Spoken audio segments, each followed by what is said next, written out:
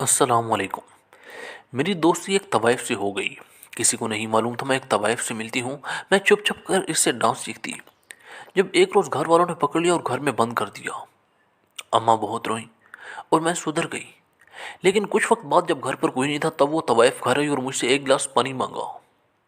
میں جو ہی پانی لے کر آئی، ہاتھ سے گلاس چھوٹ گیا کہ وہ حاملہ تھی اور میرے مولوی ابا کی۔ ہمارے گھر میں بہت سختی تھی۔ ابو مولوی تھے، ان کا سارا دن درس و تدریس میں بسر ہوتا تھا۔ وہ ٹی وی کے سخت خلاف تھے، اس لیے گھر میں ٹی وی نہیں تھا۔ موبائل جیسی چیز کو ابو منحوس کہا کرتے تھے، اس لیے ہم اس سہولت سے بھی محروم تھے۔ ابو نے ہم بہن بھائیوں کو اسکول کی تعلیم بھی نہیں دلوائی تھی۔ ان کے خیال میں یہ وقت کا ضیاع ہے اور ذہن میں خرافات ڈالتی ہیں۔ میں اپنے بہن بھائیوں میں سب سے بڑی تھی۔ میں نے جوانی کی دہلیز پر قدم رکھا تو میرے دل میں دنیا کو تسخیر کرنے کے خیال آنے لگے تھے۔ میں چاہتی تھی کہ میں گھر کی چار دیواری سے نکل کر ادھر ادھر آنے جانے لگوں، لوگوں سے ملوں، انہیں جانچوں، تازہ ہوا میں سانس لوں۔ میں اپنے گھر سے فرار ہونا چاہتی تھی، مگر لگتا تھا کہ جیسے ایسا ممکن ہی نہیں ہے۔ ایک دن محلے کی ایک عورت ہمارے گھر آئی اور وہ امی کے پاس آئی تھی تاکہ وہ اپنے پوتے پر نظر کا دم ڈلوا سکے۔ اس نے ذکر چھیڑا کہ میری بیٹی تو سلائی سیکھنے جاتی ہے، ایک نیا ادارہ کھلا ہے جہاں پر مفت میں سلائی کڑھائی سکھائی جاتی ہے۔ اس عورت کی بات سن کر تو میں خوشی سے اچھلی پڑی تھی۔ اب میں منتظر تھی کہ کب وہ اپنے گھر جائے گی اور کب میں امی سے اس سلسلے میں بات کروں گی۔ مگر وہ عورت تو باتوں کی گٹھڑی کھول کر ہی بیٹھ گئی تھی۔ یہ تو بھلا اس کے پوتے کا جس نے رونا شروع کر دیا تھا۔ امی کہنے لگی لگتا ہے بچے کو بھوک لگی ہے۔ اللہ اللہ کر کے وہ عورت اٹھ کر اپنے گھر گئی تو بھاگ کر میں امی کے ساتھ آ کر لپٹ گئی تھی۔ میں بولی امی میں نے بھی سلائی سیکھنی ہے۔ امی میری بات سن کر خوش ہو گئیں، کہنے لگی یہ تو بہت اچھی بات ہے، اب میری بھی نظر ختم ہونے لگی ہے، میں نہیں سی سکتی تم لوگوں کے کپڑے، کل سے میرے پاس آ جایا کرنا، میں تمہیں سلائی کڑھائی میں طاق بنا دوں گی۔ امی کی بات سن کر تو میرا تو منہ ہی پھیکا پڑ گیا تھا۔ میں بولی امی آپ سے نہیں سیکھنا میں نے کچھ، آپ مجھے سلائی سینٹر میں داخل کرائیں۔ امی نے اپنا سر پکڑ لیا اور بولی اچھا میں بھی کہوں کہ تمہیں کیسے خیال آیا، تو یہ بات ہے گھر کی چار دیواری سے نکلنا چاہتی ہو؟ میں بولی نہیں نہیں ایسی بات نہیں ہے، میں تو ہنر سیکھنا چاہتی ہوں، گھر میں بیٹھ کر سیکھ نہیں پاؤں گی۔ امی کہنے لگیں گھر سے باہر تمہارا باپ قدم نہیں رکھنے دے گا۔ میں نے امی کے آگے ہاتھ جوڑ دیا اور بولی پلیز ابو کو کسی طرح سے راضی کر لیں۔ میں جانتی تھی کہ امی کے لیے یہ سب مشکل ہے، انہوں نے تو ساری زندگی ابو کے سامنے زبان نہیں کھولی تھی۔ انہوں نے کہہ دیا کہ دن ہے تو امی نے مان لیا کہ دن ہے، ابو نے کہہ دیا کہ رات ہے تو امی چادر تان کر سو جاتی تھی۔ خیر امی نے مجھ سے وعدہ کیا کہ وہ ابو سے بات کریں گی۔ ابو سے بات کی تو ابو نے فوراً نفی میں سر ہلا دیا، وہ کہنے نہیں نہیں میری جیتی جی یہ نہیں کر سکتا کوئی، میری بچی گھر سے باہر قدم رکھے مجھے ہرگز گوارا نہیں ہے۔ امی کہنے لگی مولوی صاحب بچی ہنر سیکھنا چاہتی ہے۔ ابو بولے سے گھرداری سکھاؤ یہی بہت ہے۔ تب میں آگے بڑھی تھی۔ میں بولی ابو جی ہنر سیکھنے میں کوئی برائی نہیں ہے، عورت صرف گھرداری کے لیے ہی پیدا نہیں ہوئی، کل کلاں کو عورت پر مجبوری بھی آ جاتی ہے۔ اس وقت بھیک مانگنے سے اچھا ہے کہ عورت کے پاس کوئی ہنر ہو۔ بی بی خدیجہ بھی تو تجارت کیا کرتی تھی نا، انہوں نے اپنے مال سے اسلام کی خدمت کی۔ ابو میری باتیں سن کر سوچ میں پڑ گئے تھے۔ وہ کہنے لگے تمہیں ایک شرط پر اجازت دوں گا کہ تمہاری والدہ ہی تمہیں چھوڑنے جائے گی اور وہی تمہیں لے کر بھی آئے گی۔ مجھے بھلا کیا اعتراض ہو سکتا تھا، اس لیے میں نے ان کی بات مان لی۔ میں بے انتہا خوش تھی۔ پہلے دن جب امی کے ساتھ گھر سے نکلی تو میری خوشی کا کوئی ٹھکانہ نہیں تھا۔ ایسا لگتا تھا جیسے میں نے اپنی زندگی کی ساری خوشیاں پالی ہوں۔ کسی کے لیے تو یہ بہت چھوٹی سی بات ہو سکتی ہے، مگر میرے لیے یہ سب کچھ تھا۔ میں سلائی سینٹر پہنچ گئی تو امی گھر واپس چلی گئی تھیں۔ اس جگہ میری ہم عمر لڑکیاں بھی تھیں اور مجھ سے بڑی بھی۔ میں ان کے ساتھ ہی پہلے دن گھل مل گئی تھی۔ پہلے دن تو کچھ خاص نہیں سیکھا تھا میں نے، لیکن میں بے انتہا خوش تھی۔ گھر گئی تو امی بھی مسکراتی تھی، کہنے لگی بیٹی تم تو بدلی بدلی لگ رہی ہو، پہلے تو میں گھر کے کاموں سے بچتی رہتی تھی، آج میں امی کی مدد بھی کروا رہی تھی اور ساتھ ہی ان سب کو لڑکیوں کے متعلق بھی بتا رہی تھی۔ دوسرے دن جب میں سلائی سینٹر پہنچی تو امی گھر واپس چلی گئی۔ گیٹ کے آگے بہت لمبی راہداری تھی، اس کے بعد ہی کمرے شروع ہوتے تھے۔ میں لمبی سی راہداری عبور کر رہی تھی جب میرے کانوں میں بہت ہی میٹھی سی آواز گونجنے لگی تھی۔ کوئی گانا گایا جا رہا تھا۔ میں ایک لمحے کے لیے رک گئی تھی، ادھر ادھر نظر دوڑائی مگر مجھے کوئی زیرو نظر نہ آیا۔ گھبرا گئی اور جلدی سے اپنی کلاس میں پہنچ گئی تھی۔ اب ہر روز ایسا ہونے لگا تھا، میں جیسے ہی راہداری پر قدم رکھتی تو مجھے بہت ہی خوبصورت سی آواز سنائی دیتی تھی۔ یہ آواز مجھے اپنے حصار میں جکڑ لیتی تھی۔ میں نے ادھر ادھر دیکھا تو پتہ چلا کہ اس سلائی سینٹر کے آخری حصے کی دیوار ایک گھر کے ساتھ سانجی ہے، اور یہ آواز بھی وہیں سے آ رہی ہے۔ مجھے بہت تجسس ہوتا تھا کہ آخر اتنی اچھی آواز کس کی ہو سکتی ہے۔ میں نے سوچا میں کسی لڑکی سے پوچھ لیتی ہوں۔ میں نے اپنی ایک ہم عمر لڑکی سے پوچھا تھا۔ میں بولی تنیا، یہ ہمارے سینٹر کے پاس سے گانے کی آواز کیوں آتی ہے؟ یہ گانا کون گاتا ہے؟ تانیہ ایک دم سے گھبرا گئی تھی۔ اس نے اپنے کانوں کو ہاتھ لگایا اور بولی مجھے ذکر مت کرو، میں نہیں جانتی اس عمارت میں کیا ہے۔ میں چپ کر گئی تھی۔ میں نے 2-3 لڑکیوں سے پوچھا، کچھ تو گھبرا گئی تھی اور کچھ نے یہ کہہ دیا کہ انہیں تو کوئی آواز آتی ہی نہیں۔ میں نے ایک شادی شدہ عورت سے پوچھا، وہ بھی سلائی سیکھنے آتی تھی۔ میں بولی اس عمارت سے گانے بجانے کی آواز کیوں آتی ہے؟ وہ کہنے لگی یہاں پر طوائفوں کا کوٹھا ہے، وہ اچھی عورتیں نہیں ہوتی، اس لیے کوئی ان کا نام لینا یا ان کا ذکر کرنا پسند نہیں کرتا، اس لیے تم بھی آج کے بعد اس عمارت کا نام مت لینا۔ میں پریشان ہو گئی تھی کہ نہ جانے وہ عورتیں کون تھیں، بلکہ میں نے جب سے سنا تھا کہ وہ اچھی نہیں ہوتی، مجھے تو ڈر لگنے لگا تھا۔ میں جب وہاں سے گزرتی تو آنکھیں نیچے کر کے جلدی سے بھاگ جایا کرتی تھی۔ ایک دن میں گزر رہی تھی جب مجھے آواز سنائی دی، ارے وہ پیاری سی لڑکی، میری بات تو سنو۔ میں نے سر اٹھا کر دیکھا تو ایک بہت ہی خوبصورت لڑکی دیوار سے لٹکی ہوئی تھی۔ میں اس کے حسن سے مرعوب ہو چکی تھی۔ میں وہاں سے چپ چاپ گزرنا چاہتی تھی، مگر میں ایک دم بھی آگے قدم نہ بڑھا سکی۔ میں بولی جی کیا بات ہے؟ وہ کہنے لگی باہر آ کر بات سنا، ایک کام ہے تم سے۔ میں نے سن رکھا تھا کہ یہاں کی عورتوں کی شہرت ایسی نہیں ہے، کوئی اور حالات ہوتے تو میں وہاں سے بھاگ جاتی، مگر اس خوبصورت سی لڑکی کو قریب سے دیکھنا چاہتی تھی، اس لیے میں سلائی سینٹر سے باہر نکل گئی تھی۔ وہ بھی باہر گیٹ پر کھڑی تھی، کہنے لگی میرے ساتھ میرے گھر چلو۔ میں کچھ بھی کہے بغیر اس کے گھر چلی گئی۔ اس نے مجھے ایک صوفے پر بٹھایا اور میرے ساتھ بہت پیار اور عزت سے پیش آ رہی تھی۔ کہنے لگی آپ کا نام کیا ہے؟ میں بولی مائرہ۔ وہ مسکرا دی اور بولی میرا نام امرین ہے، میں یہاں رہتی ہوں، میرے ساتھ اور بہت سی لڑکی رہتی ہیں، ہم جیسی لڑکیوں کو لوگ اچھا نہیں سمجھتے، کوئی منہ لگانا گوارا ہی نہیں کرتا، میں نے تمہیں ایک مجبوری کے تحت یہاں بلایا ہے۔ دراصل ہمارا ایک فنکشن اچانک سے آ گیا ہے، ہم تیاری بھی نہیں کر پائی تھی۔ اب ٹیلر کو کپڑے دینے گئی تو اس نے پکڑنے سے انکار کر دیا، کہنے لگا اتنی جلدی سی نہیں سکتا، تم سے گزارش ہے اپنی میڈم کو یہ کپڑے سینے کے لیے دے دو، میں منہ مانگا معاوضہ دوں گی۔ میں مان گئی تھی۔ میں اس کے کپڑے لے گئی اور میڈم کو دے دیے۔ وہ لوگوں کے کپڑے سی دیا کرتی تھی، انہوں نے مقررہ تاریخ سے پہلے ہی کپڑے تیار کر دیے تھے۔ اب میں بہانے بہانے سے اس جگہ جانے لگی تھی جہاں پر شریف عورتوں کا جانا معیوب سمجھا جاتا تھا۔ میں نے ایک دن امرین سے کہا کہ مجھے بھی ڈانس سیکھنا ہے۔ وہ میری طرف بڑی حیرت سے دیکھنے لگی تھی۔ وہ بولی ماہرہ تم اپنے حواس میں تو ہو نا؟ میں نے اس بات میں سر ہلا دیا اور بولی امرین میں نے اپنی زندگی میں بہت زیادہ پابندیاں سہی ہیں، میرا دل باغی ہو گیا ہے، کبھی ٹی وی نہیں دیکھا، دوستی کرنے کی اجازت نہ تھی اور نہ ہی کسی کے گھر آنے جانے دیا جاتا تھا۔ اب میں چاہتی ہوں کہ اپنی زندگی کے چند دن اپنی مرضی سے بسر کر لوں۔ وہ بولی ٹھیک ہے میں تمہیں ڈانس سکھا دوں گی۔ اب میں گھر سے سلائی سینٹر کا کہہ کر نکلتی تھی، مگر پہنچتی امرین کے ٹھکانے پر تھی۔ میں بہت دل جمی سے رقص سیکھ رہی تھی، میں دنوں میں بہترین رقاصہ بن چکی تھی۔ ایک دن امرین کہنے لگی میرے ساتھ فنکشن پر چلو، وعدہ کرتی ہوں تم ₹1,00,000 سے کم نہیں کماؤ گی۔ میں امرین کی بات سن کر ہکا بکا رہ گئی تھی۔ میں بولی ایک دن کا ₹1,00,000؟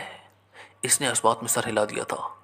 میں کچھ سوچ بچار کے بعد بولی امرین اگر مجھے کسی نے دیکھ لیا تو میرا باپ مجھے زندہ درگور کر دے گا۔ امرین ایک ادا سے مسکرائی تھی۔ وہ بولی تمہارا باپ مولوی ہے، تم تو جانتی ہو ایسی محفلوں میں نہیں جاتا، دوسری بات یہ کہ یہ فنکشن ہمارے علاقے سے ذرا دور ہوگا، وہاں تمہیں کوئی نہیں پہچانے گا، اس لیے تم بے فکر ہو۔ میں اس کی بات مان گئی تھی۔ امرین نے مجھے اپنا چمکیلا لباس پہننے کو دیا، میرا خوب اچھا میک اپ کیا اور مجھے اپنے ساتھ لے گئی۔ میں بہت زیادہ ڈر بھی رہی تھی مگر خوش بھی تھی کہ اپنی زندگی اپنی مرضی سے گزارنے کے قابل ہو چکی ہوں۔ میں اب با اختیار ہو چکی تھی، ہم محفل میں پہنچ چکی تھی۔ مجھے اب عجیب محسوس ہو رہا تھا، میں جانتی تھی کہ یہ سب غلط ہے مگر میں خود کو روک نہیں پائی تھی۔ امرین نے پہلے رقص کرنا شروع کر دیا تھا، پھر اس نے مجھے آگے آنے کا اشارہ کیا تو میں بھی میوزک کی آواز پر تھرکنے لگی تھی۔ امرین کی بات سچ ثابت ہو رہی تھی، مجھ پر لوگوں نے نوٹوں کی برسات کر دی تھی۔ تبھی ایک بہت ہی جانی پہچانی سی شکل میرے سامنے آئی تھی۔ اس نے 100 کے کئی نوٹ میرے سر پر سے اچھال دیے تھے۔ تب اچانک اس کو ہاتھ رکے تھے، میرے قدم بھی تھم چکے تھے۔ اس نے میرے منہ پر تمانچہ دے مارا تھا۔ وہ کوئی اور نہیں بلکہ میرا باپ تھا۔ ابو نے مجھے کلائی سے پکڑا اور گھسیٹتے ہوئے اپنے ساتھ گھر لے گئے تھے۔ مجھ پر کپ کپی تاری تھی، میرا پورا وجود خوف کے باعث لرز رہا تھا۔ میں ہکا بکا تھی کہ آخر میرے ساتھ یہ ہوا کیا ہے۔ اچانک سے ابو یہاں کیسے پہنچ آئے؟ ابو مجھے گھر لے گئے تو انہوں نے مجھے خوب مارا تھا۔ امی ہکا بکا تھی سی رونے لگی تھی۔ ابا کے سامنے ہاتھ جوڑنے لگی کہ میری بیٹی کو چھوڑ دے، اس سے کیا خطا ہوئی ہے، مجھے تو بتاؤ۔ ابو غصے سے دھاڑے تھے، تمہاری بیٹی جو سلائی سیکھنے جاتی ہے نا، کچھ اور ہی سیکھ گئی ہے، آج ایک محفل میں طوائف کے ساتھ رقص کر رہی تھی۔ امی نے یہ بات سنی تو میرے منہ پر تھپڑ دے مارا تھا۔ ابو مجھے ہاتھ سے پکڑ کر ایک کمرے میں لے گئے اور وہاں مجھے بند کر دیا۔ میں ششدر تھی کہ آخر یہ میرے ساتھ ہوا کیا ہے، میں نے یہ سب کیسے کر لیا۔ تھوڑی دیر بعد امی بھی کمرے میں آئی تھیں، وہ بھی زاروں کو تار رو رہی تھیں۔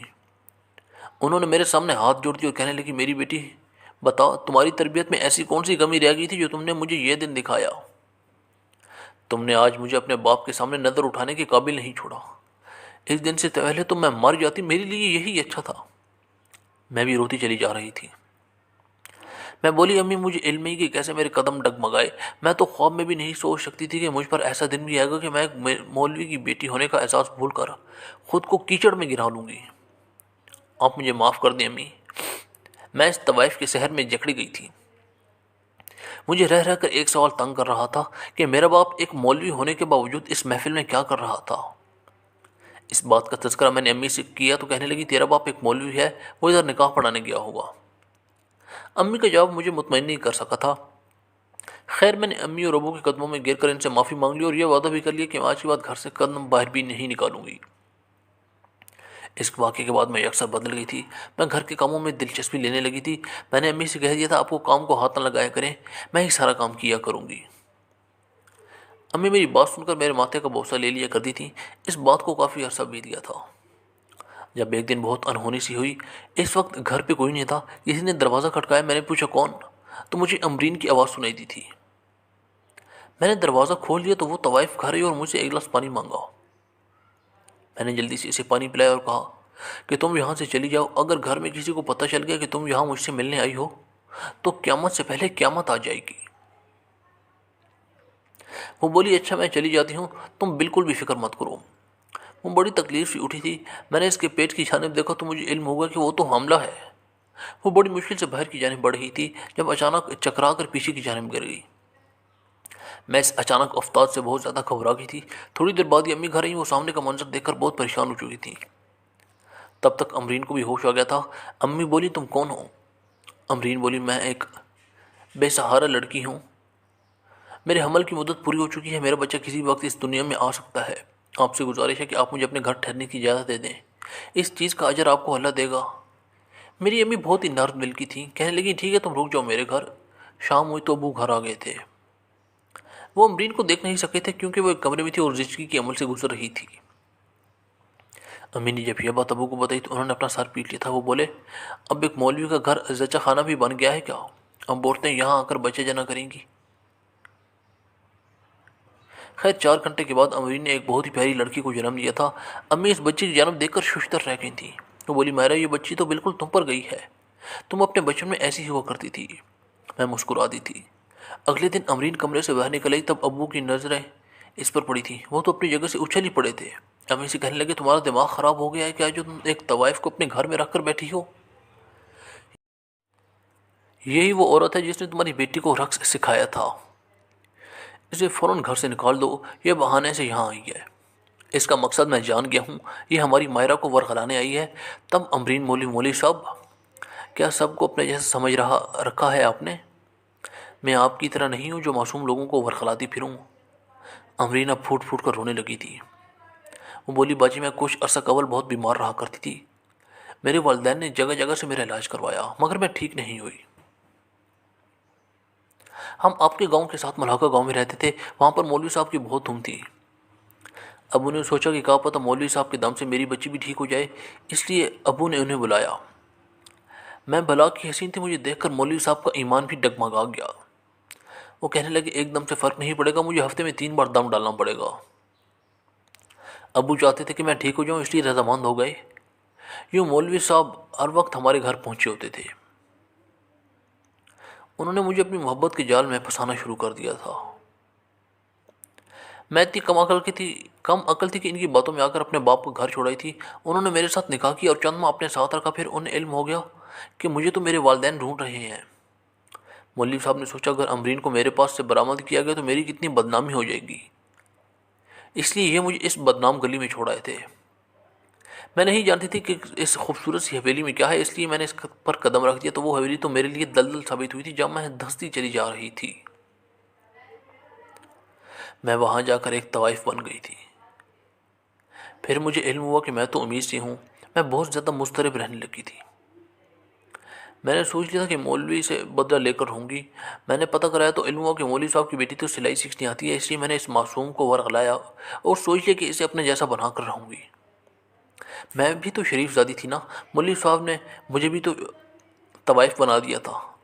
امرین یہ سب کہہ کر پھوٹ پھوٹ کر رونے لگی تھی۔ امی آگے بڑھی اور امرین کے شانے پر ہاتھ رکھ کر بولی میں تمہیں انصاف دلاؤں گی، بس تم میری بیٹی کو بد دعا مت دینا۔ امی نے ابو کو لاکھ منع کرنے کے باوجود امرین کو اپنے گھر میں رکھ لیا تھا۔ امی کہنے لگی میں اس کی بڑی بہن بن کر دکھاؤں گی۔ امی نے اپنا خاص سچ کر دکھایا۔ یوں امرین ہمیشہ ہمیشہ کے لیے ہمارے ساتھ رہنے لگی۔ ابو میری نظروں سے گر چکے تھے۔ مجھے تو یقین ہی نہیں آتا تھا کہ دین کا لبادہ اوڑھنے والا شخص اندر سے کتنا بھیانک ہوگا۔ ایک دن میں اپنی سہیلی کے گھر جانے لگی تو ابو نے مجھے روکا اور کہنے لگا گھر سے باہر نہیں جا سکتی۔ تب میں بولی کاش ابو اپنی ساری زندگی مجھ پر روک ٹوک کرنے کی بجائے اپنے نفس کو باندھ لیا ہوتا۔ ممبر پر چڑھ کر لوگوں کو نظریں نیچی رکھنے کا درس دینے کی بجائے آپ نے اپنی نظریں جھکا کر رکھی ہوتی تو آج ایک لڑکی یہاں نہ بیٹھی ہوتی۔ وہ جو کالک اپنے والدین کے چہرے پر مل کے آئی ہے اس کا حساب ضرور دینا ہوگا۔ اس دن ابو نے ہاتھ جوڑ کر مجھ سے معافی مانگی تھی اور امی سے بھی۔ ابو نے امرین کے قدموں میں بیٹھ کے معافی مانگی اور اس کی بیٹی کو قبول کر لیا تھا۔ میں خوش ہوں کہ ابو میں بدلاؤ آ گیا ہے، مگر اب یہ بات اکثر سوچنے لگتی ہوں کہ جب شیطان نے یہ دعویٰ کیا ہے کہ میں مرتے دم تک انسان کو ورغلاتا رہوں گا تو پھر ہم کچھ لوگوں پر آنکھیں بند کر کے یقین کیوں کر لیتے ہیں؟ ہمیں چاہیے کہ رشتے کو اللہ نے حلال قرار دیا، اس کے علاوہ کسی رشتے پر اعتبار نہ کریں، شاید تبھی معاشرے میں پھیلی برائیاں ختم ہو سکتی ہیں۔ مزید اچھی کہانیوں کے لیے ہمارے چینل ضرور سبسکرائب کریں۔